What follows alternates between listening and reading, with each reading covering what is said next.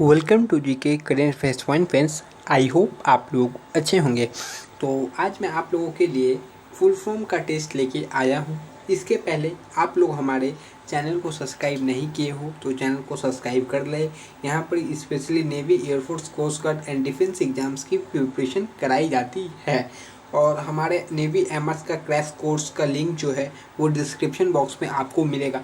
वो crash course इतना important है कि 70 to 80% क्वेश्चंस वहाँ से आ जाएंगे। याद रखिए, 80% क्वेश्चंस डायरेक्ट वहाँ से पूछे जाने वाले हैं, इसलिए वो काफ़ी इंपॉर्टेंट है। एंड वो क्रैश कोर्स बिल्कुल फ्री है, कोई चार्जेस नहीं है उसका। तो चलिए आज का क्लास स्टार्ट करते हैं। तो आज का जो क्लास है वो बेसिकली फुल फॉर्म पे बेस है, जैसे कि आप लोगों ने थंबनेल में देखा है। तो फुल फॉर्म के ऊपर मैं एमसीक्यू क्वेश्चंस कराता हूँ। उसका मकसद क्या है कि एमसीक्यू क्वेश्चंस में आपको फुल फॉर्म में जो होती है काफ़ी कठिनाई की सामना करना पड़ता है। सारे ऑप्शन एक तरीके के होते हैं ना, आपको काफ़ी कन्फ्यूजन होता है एग्ज़ाम में। क्योंकि मैंने भी एक समय तैयारी की है डिफेंस की और कोई भी एग्ज़ाम्स की, तो मुझे भी ये सेम प्रॉब्लम्स आता था। तो मैं आप लोगों को प्रॉब्लम्स को अच्छी तरह समझ सकता हूँ। तो चलिए आज का क्लास स्टार्ट करते हैं, टाइम को वेस्ट ना करते हुए। इसकी पहले मैंने 3 फुल फॉर्म करा चुका हूँ, मतलब 50 फुल फॉर्म्स का वीडियो दे चुका हूँ 2 वीडियोस में, और ये आज फुल फॉर्म का तीसरा वीडियो है। स्टार्ट करते हैं। बैंकिंग शब्द में अक्सर हम एनपीए के बारे में सुनते हैं ना, एनपीए। तो एनपीए का फुल फॉर्म होता क्या है, डायरेक्ट क्वेश्चन आता है एग्जाम्स में। तो फुल फॉर्म ऑफ एनपीए क्या होगा? तो इसका जो सही जवाब होगा, नॉन परफॉर्मिंग एसेट जो होता है एनपीए का फुल फॉर्म होता है। इसका हिंदी में क्या होता है? गैर निसंपत्तिकारी संपत्ति। कृषि क्षेत्रों के ऋणों में किसी ऋण को एनपीए तब कहा जाता है, कब कहा जाता है? जब मूलधन तथा ब्याज किसी का भुगतान इसे के अदा करने की तिथि के बाद 2 फसलों तक नहीं हो सके। इसी को क्या बोला जाता है? एनपीए। नेक्स्ट क्वेश्चन है, कंप्यूटर में रैम का तात्पर्य है। तो ये आप लोगों ने बहुत इजी क्वेश्चन है आप लोगों के लिए। Read to access memory, random access memory, read at time, readily at level. तो इस क्वेश्चन का सही जवाब आपको पता है, रैंडम एक्सेस मेमोरी। चलिए इसके बारे में थोड़ा जान लेते हैं, यहाँ से भी क्वेश्चन बनते हैं। कंप्यूटर रैम का पूरा नाम क्या है? Random access memory. इसे मेन मेमोरी और प्राइमरी मेमोरी भी कहते हैं। डायरेक्ट क्वेश्चन आता है, प्राइमरी मेमोरी किसे कहते हैं?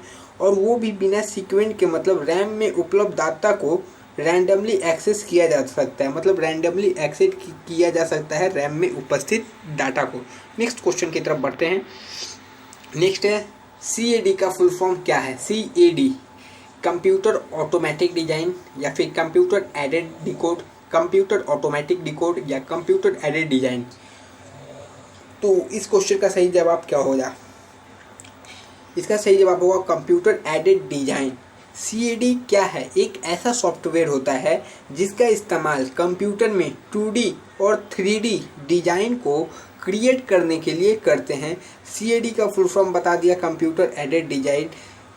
कॉमन प्रकार के कैड के मतलब डिजाइन के अंतर्गत आते हैं, जैसे 2 डायमेंशनल लेआउट डिजाइन बनाते हैं या 3 डायमेंशनल डिजाइन या ड्राइंग बनाते हैं। नेक्स्ट क्वेश्चन है, बैंकिंग के क्षेत्र में सीबीएस का सी का पूर्ण रूप क्या है?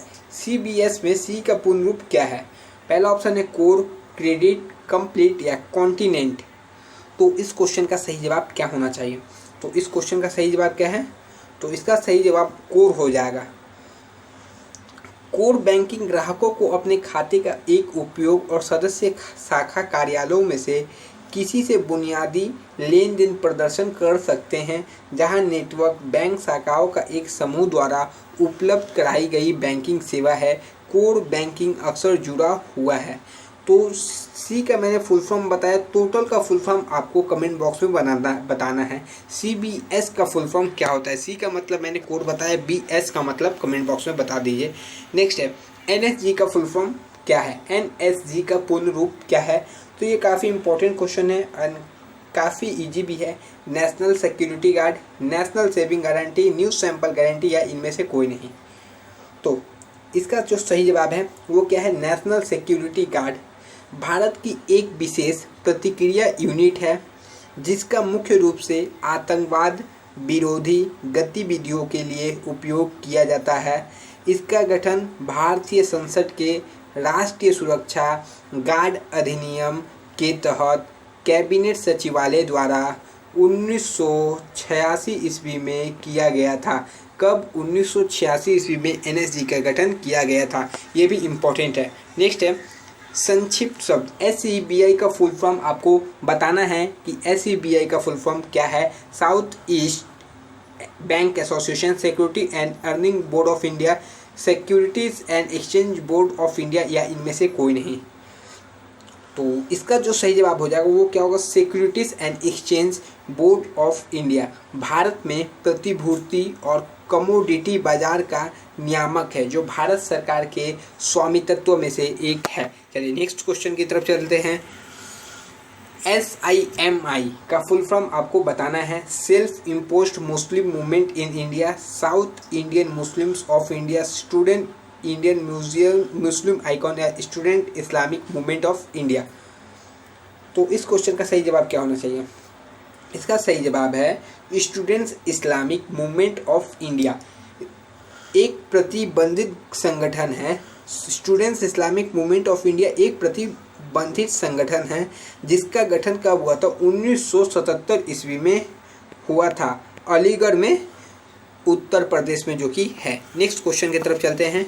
नेक्स्ट है LTTE का अक्षर विन्यास है। LTTE का फुल फॉर्म बेसिकली आपको बताना है। पहला ऑप्शन है liberation of Tamil Telugu employ, liberation of tigers of Tamil film, liberty truth tolerance emancipation, या लिबरेशन तमिल टाइगर स्टेट। तो देखिए चारों ऑप्शन में से आपको समझ ही नहीं आता वो कौन सा सही है। यही होता है फुल फॉर्म में। तो इसका सही जवाब होगा liberation tigers of Tamil film. उन कई समूहों में से एक था जो तमिल अधिकारों के लिए लड़ने के लिए अस्तित्व में आया था। 1975 ईस्वी में श्रीलंका के उत्तरी और पूर्वी हिस्सों में इसके आधार के साथ समूह ने तमिल ईलम नामक एक अलग राज्य बनाने की कसम खाई थी। मतलब तमिल को एक अलग राज्य बनाने की कसम खाई थी। नेक्स्ट है, तो बहुत जाना पहचाना है RDX, तो हमेशा टीवी में देखते होंगे। Radiation detection through x ray research development explosive, या रोटेटरी डिवाइस एक्सप्लोसिव। तो इसका सही जवाब क्या होना चाहिए? तो RDX का फुल फॉर्म होता है क्या होगा RDX का? रिसर्च डेवलपमेंट एक्सप्लोसिव, या रॉयल, एक और हो सकता है रॉयल डिमोलिशन एक्सप्लोसिव। तो यह एक विस्फोटक यौगिक है जो कार्बनिक नाइट्रेट विस्फोटकों के एक समूह नाइट्रामाइन से संबंधित है। याद रखिएगा, कार्बनिक नाइट्रेट विस्फोटकों के एक समूह नाइट्रामाइन से संबंधित है। चलिए नेक्स्ट क्वेश्चन की तरफ चलते हैं। नेक्स्ट क्वेश्चन क्या है? लेजर का फुल फॉर्म क्या है? मैंने एक क्वेश्चन में आपसे पूछा भी था लेजर का full form.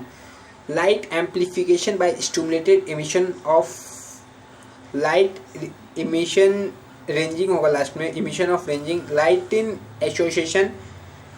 Association of space energy research, या फिर इमिशन ऑफ रेडिएशन लास्ट में है, light amplification by saturated energy through lowers association for south east region. तो पहला ऑप्शन देख लीजिए, light amplification by stimulated emission of radiation. तो इसका सही आंसर हो जाएगा इमिशन ऑफ के बाद लास्ट में यहाँ पर ही रेडिएशन है, तो इसका सही जवाब ऑप्शन ए हो जाएगा। इसके बारे में कुछ जानते हैं। यह एक इलेक्ट्रॉनिक उपकरण है जो प्रकाश का उत्पादन करता है। वास्तव में एक विद्युत चुंबकीय विकिरण है ये। नेक्स्ट क्वेश्चन की तरफ चलते हैं। नेक्स्ट है HDR का फुल फॉर्म। तो HDR का फुल फॉर्म क्या है? Significant drawing rights, special drawing rights, soft drawing rights, small drawing rights. तो चलिए इस क्वेश्चन का सही जवाब आपको देना है। तो इसका सही जवाब होगा स्पेशल ड्राइंग राइट्स को HDR के रूप में व्यक्त किया जाता है। अंतर्राष्ट्रीय मुद्रा कोष अपने सदस्यों देशों के प्रतिकूल संतुलन को समाप्त करने के लिए सदस्य देशों को आर्थिक सहायता प्रदान करता है। विश्व में अंतर्राष्ट्रीय नकदी की समस्या को दूर करने के लिए इसने विशेष आहरण अधिकार यानी स्पेशल ड्राइंग राइट्स की शुरुआत कब की थी? 1971 ईस्वी में की थी। चलिए नेक्स्ट क्वेश्चन की तरफ बढ़ते हैं। CFL का पूर्ण रूप क्या है? Compact fluorescent lamp, centrally fixed lamp, chemical fluorescent lamp, या कंडेंस फ्लोरेसेंट लैंप। तो इस क्वेश्चन का जो सही जवाब है CFL का full form compact fluorescent lamp है। CFL बल्ब में फ्लोरोसेंट नामक पदार्थ सघनता से भरा रहता है, मतलब ज़्यादा मात्रा में रहता है। इसे एनर्जी सेविंग लाइट कहते हैं तथा कॉम्पैक्ट फ्लोरोसेंट ट्यूब भी कहा जाता है। याद रखिएगा, मैंने सब के बारे में कुछ डिटेल्स बता दे रहा हूँ जो आपको याद रहे। ATM सबसे ज़्यादा पूछे जाने वाला क्वेश्चंस में से है। All time money, automated teller machine या any time money, automatic and automated. देखिए इसका सही जवाब क्या होना चाहिए। देखिए आपको B और C में कन्फ्यूजन होता होगा, मुझे पता है आपको कहाँ कन्फ्यूजन होने वाला है। तो इसका ऑप्शन सही हो जाएगा C, ऑटोमेटेड टेलर मशीन एक इलेक्ट्रॉनिक दूरसंचार उपकरण है जो वित्तीय संस्थानों के ग्राहकों को वित्तीय लेन देन करने में सक्षम बनाता है। इसमें क्या क्या हो सकता है, जैसे विदड्रॉ हो सकता है, डिपॉजिट हो सकता है, फंड ट्रांसफ़र और अकाउंट इन्फॉर्मेशन इंक्वायरीज किसी भी समय और बैंक कर्मचारी के साथ सीधे बातचीत की आवश्यकता के बिना ही ATM से आप ये काम कर सकते हैं। चलिए नेक्स्ट है MICR। MICR का फुल फॉर्म बताना है। Magnetic ink character recognization, magnetic ink code reader, magnetic inline code reader या मैग्नेटिक इनलाइन कैरेक्टर रीडर। तो इसका सही जवाब हो जाएगा मैग्नेटिक इंक कैरेक्टर रिकॉग्नाइजेशन। ये क्या है, यह अक्षर पहचान तकनीक पर आधारित है। मैग्नेटिक इंक वाले चेक और दस्तावेजों को पढ़ने के लिए MICR रीडर मशीन का प्रयोग किया जाता है। नेक्स्ट क्वेश्चन की तरफ चलते हैं। नेक्स्ट देखिए क्या है, नेक्स्ट है NCERT।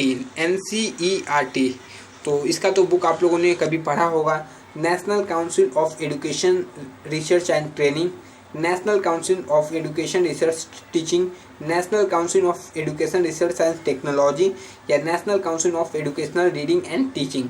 तो देखिए चारों ऑप्शन आपको कितना क्लोजेस्ट लग रहा है, यही तो यहाँ पर ही प्रॉब्लम है। याद रखिएगा, यहाँ पर ही देखिए national council of educational research and training सही जवाब होगा। यह क्या है, भारत सरकार द्वारा स्थापित संस्थान है जो विद्यालयी शिक्षा से जुड़े मामलों पर केंद्रीय सरकार एवं प्रांतीय सरकार को सलाह देने के उद्देश्य से स्थापित की गई है। चलिए नेक्स्ट क्वेश्चन की तरफ बढ़ते हैं। नेक्स्ट है PSLV। तो PSLV का फुल फॉर्म बताइए। Period satellite launch vehicle, polar satellite launch vehicle, permanent space launch vehicle या प्रोग्राम सैटेलाइट लॉन्च व्हीकल। तो इसका सही जवाब क्या होगा, तो इसका सही जवाब होगा पोलर सैटेलाइट लॉन्च व्हीकल। भारतीय अंतरिक्ष अनुसंधान संगठन यानी ISRO, Indian space research organisation द्वारा डिजाइन किया गया तीसरी पीढ़ी का रॉकेट लॉन्चर है। याद रखिएगा, तीसरी पीढ़ी का रॉकेट लॉन्चर है PSLV। नेक्स्ट क्वेश्चन की तरफ चलते हैं। नेक्स्ट है सिम का फुल फॉर्म बताना है। Subscriber identity module, subscriber identity mechanism या फिर सेल्फ आइडेंटिटी मशीन या सुपर आइडेंटिटी मॉड्यूल। तो चलिए इस क्वेश्चन का सही जवाब क्या होना चाहिए। सिम का फुल फॉर्म है सब्सक्राइबर्स आइडेंटिटी मॉड्यूल। हिंदी में सिम का पूरा नाम पता है, ग्राहक पहचान मॉड्यूल होता है। नेक्स्ट क्वेश्चन की तरफ चलते हैं। CAS निम्नलिखित का संक्षिप्त रूप है। CAS conditional audio system, conditional access system, complete audio system या कंप्लीट एक्सेस सिस्टम। तो इसका सही जवाब क्या होगा, इसका सही जवाब हो जाएगा कंडीशनल एक्सेस सिस्टम। और CAS जो टीवी चैनलों को सेट टॉप बॉक्स या STB को प्रशासित करने का एक डिजिटल विद्या है। नेक्स्ट क्वेश्चन की तरफ बढ़ते हैं जो कि 69 नंबर क्वेश्चन है। कंप्यूटर में IC का अर्थ क्या है। IC का फुल फॉर्म ही आपको बताना है। इंटीग्रेटेड कोड, इंटीग्रेटेड सर्किट या इंफॉर्मेशन सर्किट या इंटरनल सर्किट। तो चलिए इस क्वेश्चन का जो सही जवाब होगा वो क्या होगा, इसका फुल फॉर्म होगा इंटीग्रेटेड सर्किट। इलेक्ट्रॉनिक में एकीकृत परिपथ को सूक्ष्म परिपथ, सूक्ष्म चिप, सिलिकॉन चिप या केवल चिप के नाम से भी जाना जाता है इंटीग्रेटेड चिप को, और ये सिलिकॉन का बना होता है। ये भी क्वेश्चन पूछा जा सकता है। नेक्स्ट है कंप्यूटर से ही है। HTML का फुल फॉर्म बताना है आपको। HTML का तात्पर्य क्या है। तो चलिए इस क्वेश्चन का सही जवाब आपको बताना है। तो इसका सही जवाब क्या होना चाहिए, तो इसका जो सही जवाब हो जाएगा वो क्या होगा, human text markup language, high text markup language, या हाइब्रिड टेक्स्ट मार्कअप लैंग्वेज, या एक और क्वेश्चन है हाइपर टेक्स्ट मार्कअप लैंग्वेज। तो इसका सही जवाब होगा हाइपर टेक्स्ट मार्कअप लैंग्वेज, जिसके प्रत्येक शब्द अलग अलग मतलब होता है इसका, और ये कंप्यूटर में वेब डिजाइनिंग के कोर्स के लिए कराया जाता है HTML। नेक्स्ट क्वेश्चन की तरफ चलते हैं। NAEP, NAEP का फुल फॉर्म क्या है? National atomic energy planning, national adult education programme, national authority of engineer project, या न्यूक्लियर, या फिर क्या है nuclear and atomic energy project. तो इसका सही जवाब क्या होना चाहिए? तो चलिए इस क्वेश्चन का सही जवाब आपको बताना है। तो देखिए इसका सही जवाब हो जाएगा national adult educational programme. The national assessment educational programme is the क्या है, is the only assessment that measure what US student know and can do in various subject across the nation state in some urban districts. चलिए next question की तरफ चलते हैं। Next question क्या है? CTBT का फुल फॉर्म क्या है? CTBT का फुल फॉर्म आपको बताना है continued test bank treaty, continued test based treaty, comprehensive test bank treaty, या कमर्शियल टेस्ट बैंक ट्रीटी। तो CTBT का जो फुल फॉर्म हो जाएगा वो क्या होगा? कॉम्प्रिहेंसिव टेस्ट बैंक ट्रीटी, यानी ऑप्शन सी हो जाएगा, को ही कॉम्प्रिहेंसिव टेस्ट बैंक ट्रीटी कहा जाता है। यह एक ऐसा समझौता है जिसके जरिए परमाणु परीक्षणों को प्रतिबंध किया गया है। यह संधि कब हुई थी? याद रखिए 24 सितंबर को 1996 में यह संधि हुई थी। चलिए नेक्स्ट क्वेश्चन की तरफ बढ़ते हैं। नेक्स्ट क्या है? एड्स का फुल फॉर्म बताइए।